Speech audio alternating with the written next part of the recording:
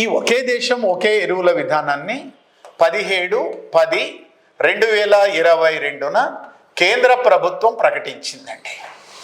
ఒకే దేశం ఒకే ఎరువుల విధానం. ఈ విధానం కింద రసాయనిక ఎరువులను, క్రిమి సంహారక మందులను, నాణ్యమైన రసాయనిక ఎరువులను, క్రిమి సంహారక మందులను సరసమైన ధరలతో ప్రజలకు సరఫరా చేస్తారు.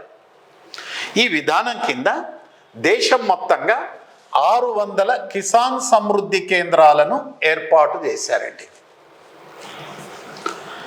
మరి ఈ కిసాన్ సమృద్ధి కేంద్రాలలో ప్రధానమంత్రి కిసాన్ సమృద్ధి కేంద్రాలుగా మార్చినారండి. కిసాన్ సమృద్ధి కేంద్రాలను క్రమేపీ ప్రధానమంత్రి కిసాన్ సమృద్ధి కేంద్రాలుగా మార్చి వ్యవసాయదారులకు అవసరమైనటువంటి ఉత్పాదకాలు, విత్తనాలు, ఎరువులు, క్రిమి సంహారక మందులను సరసమైన ధరలతో అందిస్తారు.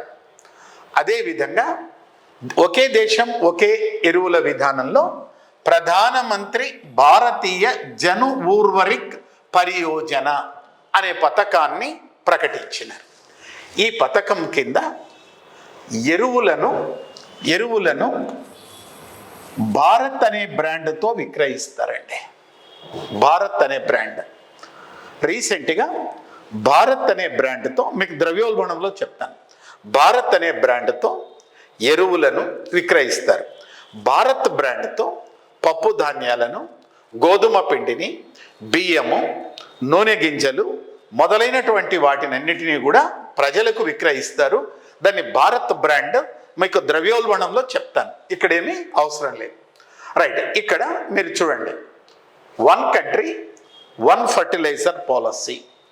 This policy announced by the government on 17th October 2022.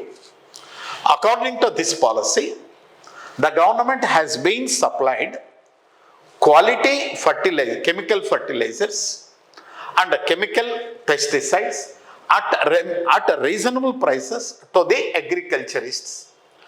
Under this program, the government established 600 Kisan Samruddhi Kendras across the country. But in course of time, all retail fertilizer shops to be restructured as Pradhan Mantri Kisan Samruddhi Centers.